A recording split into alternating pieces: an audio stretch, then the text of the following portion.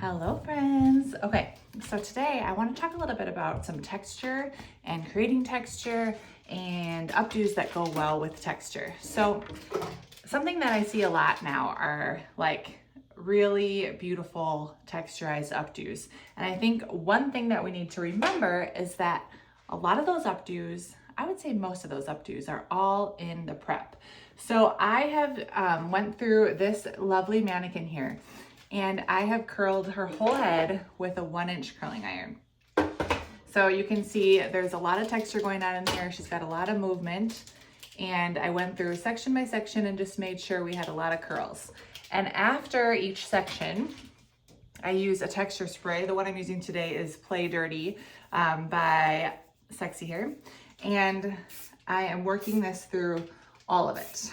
And the reason being is that when I actually go to pin this up, then I'm gonna already have that texture built in, the look of it, that nice piecey look all the way through, and I'm gonna have a grip to the hair when I go to style. If I try to create texture after I'm starting to pin, that's really not gonna work. So when you're trying to make a style that has a lot more wave in it, movement in it, what I call texture, then you wanna make sure you're doing a ton of prep first and take the time.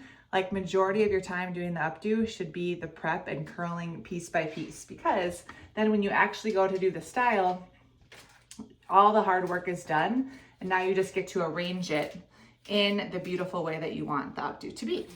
So today I thought I'd just do a quick little modern style French twist. And like I said, I just spent the last 20 minutes or so getting her hair curled and prepped. And now I'm starting to comb it into the shape that I want it to go before I even start pinning. So I know that I'm gonna have some height here, and so that's why I'm taking these curls with my prong comb and I'm just starting to arrange them in the way I want them to go. And as I work, I can use more texture spray because it's not gonna hold, it's just gonna, well, it's gonna hold in the way that it's gonna hold the shape as you do it, but it's not gonna lock it in stiff like hairspray does. So that's why I like to use this as I'm working. And then I know I'm gonna kind of have the hair swept over to the side. So I'm gonna start to move it in that direction with my texture spray and kind of start to get it into the shape that I want. And so because I've got all these nice curls and texture in here, it's gonna just move in the way that I want it to go. So I'm gonna start by pulling out any pieces that I want left out in front. So let's just say we want a little piece here. And I'm gonna pull the whole thing loosely over. So I like to just kind of hold it with my fingers and see how it lands, and making sure that I have the kind of movement that I want in through here. And one trick that I like to do is use an alligator clip to hold it in place. And then you can kind of pull it out loosely to make sure it's in the style and shape that you want. So you can kind of arrange it, do the detail work, spray it in once you like it, and then go through with your bobby pin. So I'm gonna do a straight line up right next to where this clip is. So you can see I've got that clip there, and right in front, I'm just putting my bobby pins in, and this will make sure that it stays exactly how I want it.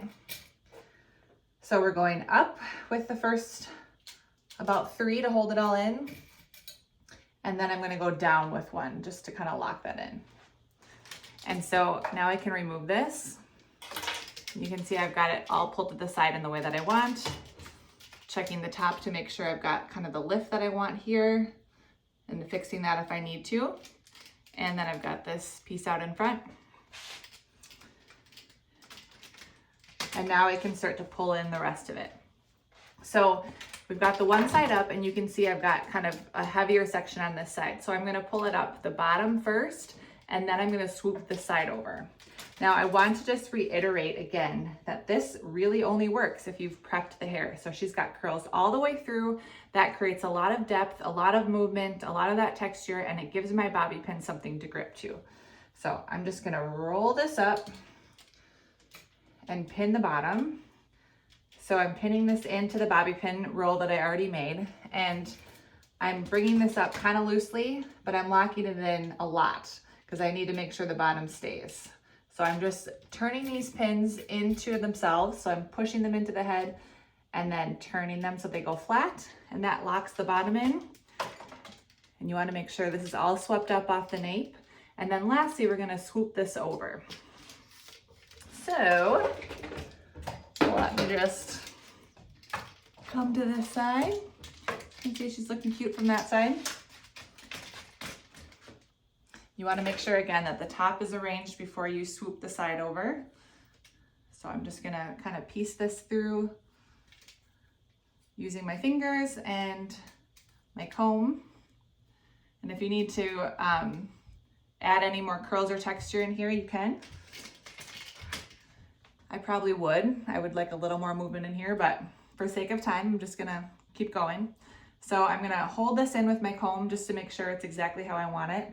And here again, you can do the alligator clip method. So clipping that in, and then that way you can kind of have a little more control before I put my pins in. So I'm just gonna pin down this top by opening my pins, my bobby pins, and I'm just gonna put a couple in right on top here. And that will just kind of lock in the top.